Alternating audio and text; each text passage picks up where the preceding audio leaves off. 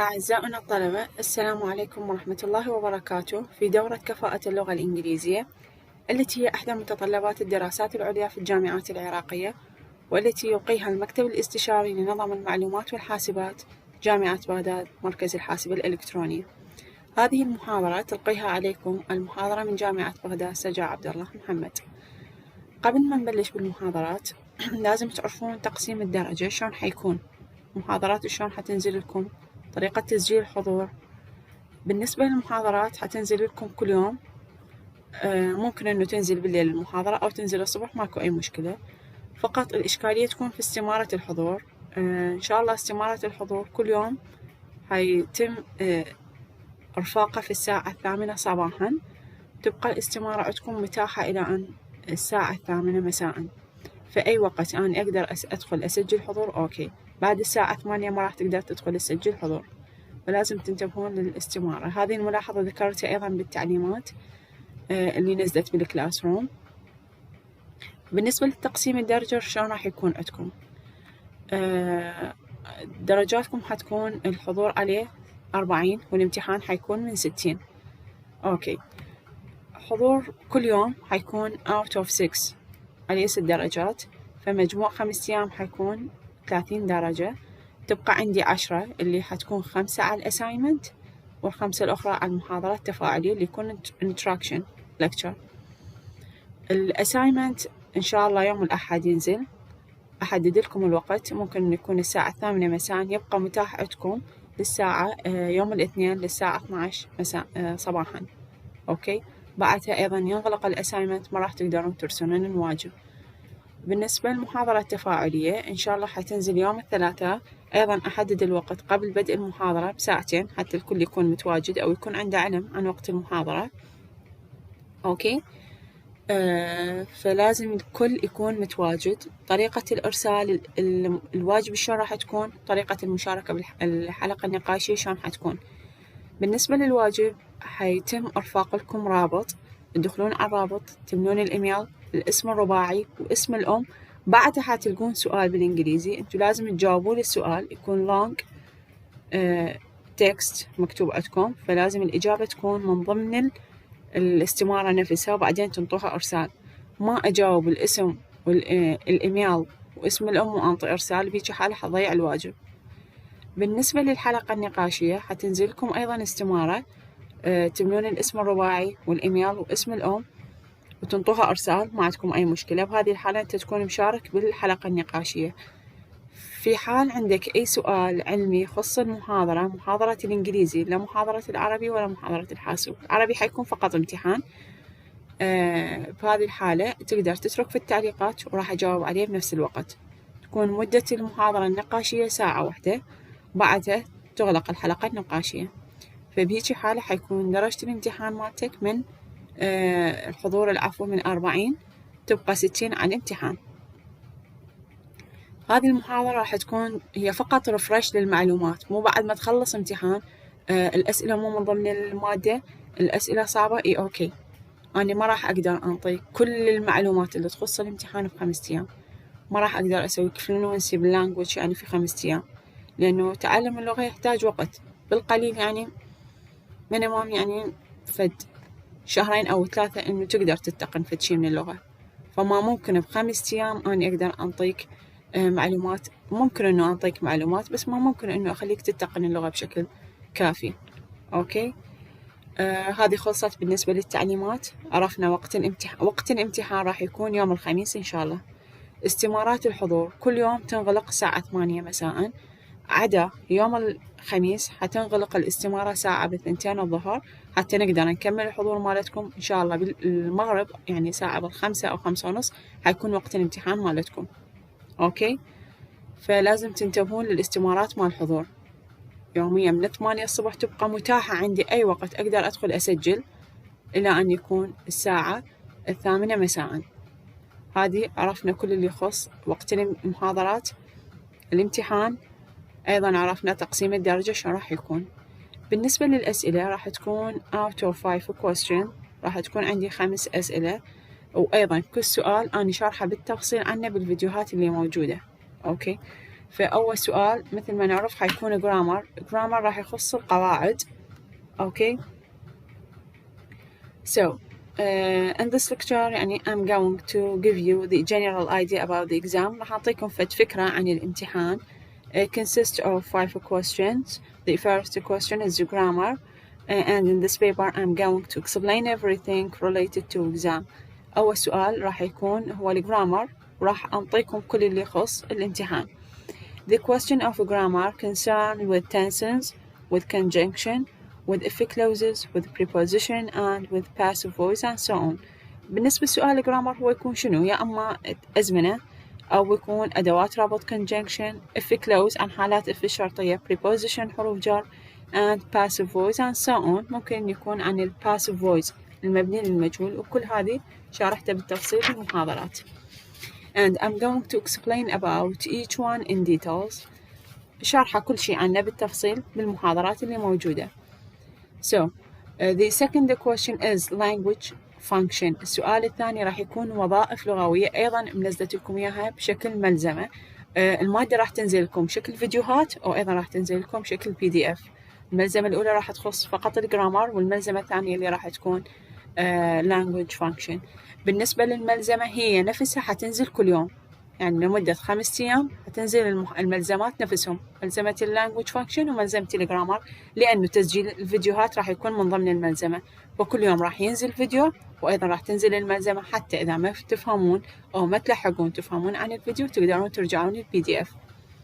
So we have another paper about language function as I'm saying. عندي ملزمة ثانية راح تخص language function.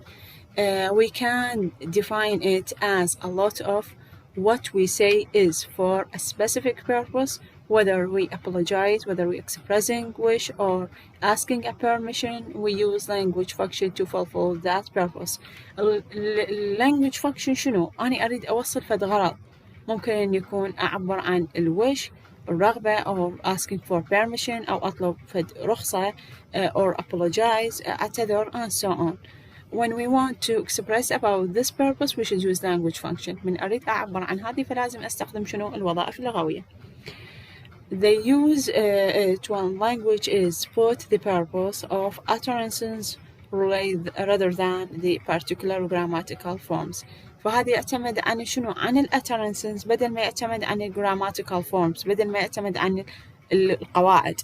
اوكي، فبهذه الحالة لازم يكون عندي فد معلومات كافية، لازم تكون عندي معاني good background of meaning of vocabulary and so on. لازم تكون خلفيتكم بالمعاني good. اوكي.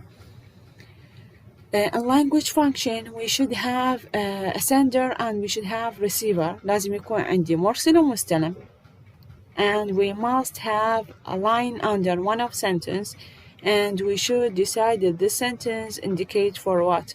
لازم بهذه الحالة ينطيني خط عن إحدى الجملتين. أوكي، فمن ينطيني خط على واحدة من الجمل لازم أعرف هذه الجملة شنو القصد منها.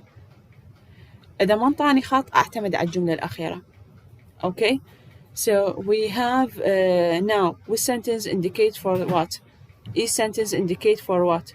Okay. If there is no line, so we should depend on the last sentence. إذا ما كان عندي خط مثل ما قلنا لازم نعتمد عن الجملة الأخيرة شنو القصد من عندها. So also we have the third question is conversation. Conversation also a question depend on meaning rather than grammar. أيضا هذا السؤال يعتمد عن المينينج بدل ما يعتمد عن الجرامر. You should have a good meaning in order to be able to read the choice or to select the correct answer. لازم تكون عندي خلفية جيدة من المعاني حتى أقدر أختار الاختيار الصحيح. So there is a dialogue between maybe 2 or more than 2 person. راح تكون عندي محادثة بين شخصين أو أكثر من شخصين. And we have to complete the conversation in order to introduce a meaningful sentence. لازم أكمل هذه المحادثة حتى تكون عندي جملة meaningful. Okay. And the fourth question we have a reading comprehension. السؤال الرابع راح يكون reading comprehension. So from what is named comprehension, so it is depend on what? On your understanding to the passage. من اسمها comprehension استيعاب، فلازم يعتمد عن فهمك للقطعة شنو. بهذه الحالة راح تكون عندي passage. You have to read the whole passage in order to be acquit the to skim the meaning. Okay, so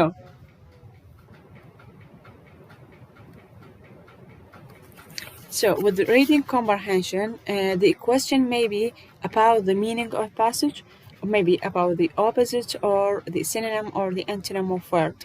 بهذه القطعة راح تكون الأسئلة شنو؟ يا أما تخص المينينج أوف باسج، معنى هذه القطعة شنو؟ ممكن إنه يسألني عن الأوبوزيت عن the synonym the antonym of word، ممكن إنه يسألني عن مرادف كلمة أو معاكس كلمة، or about the information about passage، أو ممكن يطلب مني معلومات عن القطعة. فبهذه الحالة also you have to have a good meaning. or about the suitable title، ممكن إنه يسألني من شنو التايتل المناسب اللي يكون هذه القطعة. هذه خلاص السؤال الرابع. السؤال الخامس راح يكون essay writing. You have to write a composition لازم أكتب composition. Your writing should be 200-250 words about one of the following topic or one of the following headlines. راح ينطيني 2 headlines اختيارين. You have to write about one of them. لازم أكتب عن واحد من اللي منطيني إياه. أوكي. من أجاوب أنا لازم أحدد الاختيار A أو B، شنو اللي اختاريته حتى أعرف الاختيار اللي مختاره أنت شنو. أوكي. بسؤال الإنشاء لازم تكون الإجابة مالتي من 200 إلى 250 كلمة. أوكي. We have A and B, but you should write about one only. You should to take in your consideration the style and the form of the grammar. Good idea must be not a relative or repeated the same idea. لازم انتبه للستايل مالتي اللي اكتب بيه. الجرامر أنا ما اكتب أكثر من زمن. When you write about something in the past, you should to use past simple. Okay, if you talk about your routine daily, we should use what? Present simple and so on. You have to write a good idea. Must be not irrelevant. مو أني أكتب عن ال population وبعدين أبدي أكتب عن ال language أو أبدي أكتب عن، فلازم تكون not irrelevant، مو فشي خارج عن الموضوع. You have to write in coherence and in cohesive way. Okay. ما أبدي أكرر repeated the same idea، كل فكرة كل شوي أبدي أرجعها نفسها.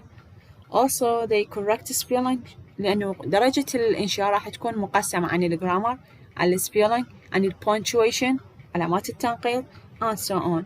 البونكتويشن كلش واضحة، من أنهي الجملة full stop، من أذكر في التفاصيل بعدني دا أتكلم أخلي كوما، من أحكي عن في السؤال علامة استفهام، من أتعجب exclamation أخلي the exclamation marks علامة التعجب and so on. If you write the famous says قول مشهور between two inverted comma, the name of famous book also between two inverted comma and so on. By the way, the other question is MCQ. كل الأسئلة حتكون MCQ اختيارات، عدا السؤال الأخير راح يكون عندي شنو؟ كتابة إنشاء، فأنت اللي تحتاج الوقت فقط في السؤال الأخير. أحاول إنه أقسم وقتي، ما أضيع الوقت كله بسؤال واحد وبعدين أبدي أركض وما راح ألحق. لازم تقسمون الوقت، لأنه وقت الامتحان للإنجليزي حيكون ساعة، كل امتحان حيكون ساعة، فلازم أني أقسم وقتي، لأنه عندي 5 أسئلة، صح إنه كلها اختيارات لكن يحتاج مني تركيز، لازم أركز قبل ما أحل الإجابة. عندكم 40 درجة عن الحضور، أكيد مو الكل حياخذ 40 يعني كاملة، ويا الأسايمنت ويا الانتراكشن راح يكون 40 و60 حتكون عن الامتحان. بهذا الفيديو راح وضحت كل ما يخص المحاضرة، محاضرة كفاءة اللغة الإنجليزية. التعليمات أيضا وضحتها لكم، الانستراكشن كلها وضحتها وبينتها. ما عندي بعد اللي هي شنو؟ تقسيم الدرجة، وقت المحاضرات، يوم الامتحان، استمارات الحضور وش وقت تنزل. That's all. Okay, thanks a lot for your listening. Thank you everyone.